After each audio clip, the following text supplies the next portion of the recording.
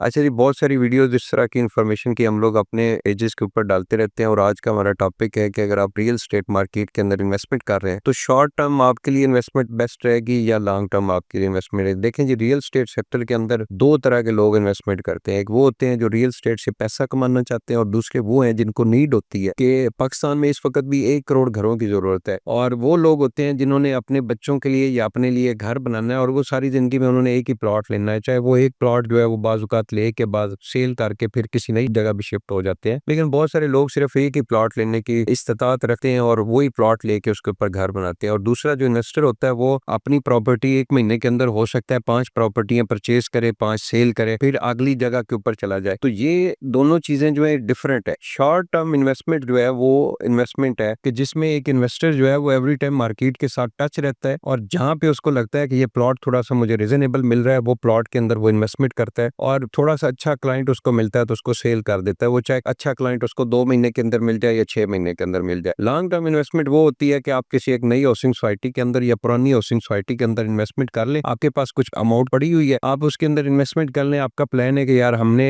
5-10 साल जो है वो इस पे हमारे पास टाइम है, हम इसको सेल करेंगे और अच्छा प्रॉफिट कमाएंगे। तो डेफिनेटली दोनों लोगों को प्रॉफिट जरूर होता है। जो शॉर्ट टर्म इन्वेस्टमेंट कर रहे हैं उनको भी प्रॉफिट होता है, लेकिन उसके लिए आपको एक्सपीरियंस जरूरत है। आपको एक्सपर्ट जो रियल एस्टेट एडवाइजर है वो आपके साथ होने चाहिए, जो आपको बताएं कि ये फलां हाउसिंग सोसाइटी के रेट इस वक्त आजकल बहुत ज्यादा डाउन है और आजकल इसके अंदर हम लोग इन्वेस्टमेंट कर लें, अगले 6 महीने साल बाद जब इसके रेट थोड़े से बेहतर होंगे तो हमें अच्छा प्रॉफिट हो जाएगा। लॉन्ग टर्म इन्वेस्टमेंट के लिए आपके पास पूरा ऑप्शन होता है, आपके पास काफी टाइम होता है, आप उसके अंदर इन्वेस्टमेंट करते हैं और वो प्रॉफिट ज्यादा बनता है। शॉर्ट टर्म जो इन्वेस्टमेंट कर रहे हैं, मिसाल के तौर पर एक बंदा है, उसने 1 करोड़ रुपए का प्लॉट परचेज किया, उसको 5 लाख, 2 लाख या 10 लाख रुपए प्रॉफिट हुआ है, उसने आगे सेल कर दिया। ये बंदा अगर 100 ट्रांजेक्शन भी करने के बाद जो है वो अगले 5-10 साल बाद जो है वो 1 करोड़ का 3 करोड़ बनाता है। लेकिन एक बंदा जिसने 1 करोड़ रुपए का प्लॉट परचेज करके उसको छोड़ दिया, अगले बूम का उसने इंतजार किया, तो वो 1 करोड़ का प्लॉट हो सकता है उसका 3-4 करोड़ रुपए का बिक है। उसको एक्सपीरियंस की जरूरत नहीं है। तो दोनों चीजें दोनों अच्छी हैं, लेकिन जो शॉर्ट टर्म इन्वेस्टमेंट है उसमें आपके पास अच्छे ऑप्शन होने चाहिए, आपके पास अच्छा रियल एस्टेट एडवाइजर होना चाहिए जो आपकी प्रॉपर इन्वेस्टमेंट कराए और उससे बढ़ के आपको खुद जो है वो नॉलेज होना चाहिए, एक्सपीरियंस होना चाहिए कि कौन सी हाउसिंग सोसाइटी अच्छी है, उसके जो मैनेजमेंट है, उसके जो ओनर है वो अच्छे हैं, अपनी हाउसिंग सोसाइटी के ऊपर वर्किंग कर रहे हैं और मुझे उससे अच्छा प्रॉफिट आ सकता है, और कौन सा बाइंग का टाइम है और कौन सा सेलिंग का टाइम है, ये सारी चीजों का आपको पता होना चाहिए। फिर उसके बाद आपने ये भी कैलकुलेशन करनी होती है कि एक प्रॉपर्टी मैं परचेज करता हूँ, अपने नाम पे ट्रांसफर कराता हूँ, उसके टैक्सेस वगैरह डाल के आपने प्रॉफिट की भी कैलकुलेशन करनी होती है, क्योंकि पाकिस्तान के अंदर टैक्सेस भी हैं, ट्रांसफर फीसेस भी हैं, ये सारे मामला, फिर FBR के मामला भी आपने साथ साथ देखने होते हैं। तो लॉन्ग टर्म इन्वेस्टमेंट जो है वो उसमें बहुत सारी चीजों से बंदा बच जाता है। एक ही प्लॉट आपने परचेज किया है, 10 साल बाद उसको सेल किया है, मेरे ख्याल में हर लिहाज से लॉन्ग टर्म इन्वेस्टमेंट जो है वो आपके लिए बेस्ट रहेगी और उसमें आपको अच्छा प्रॉफिट मिलेगा। बहुत बहुत शुक्रिया।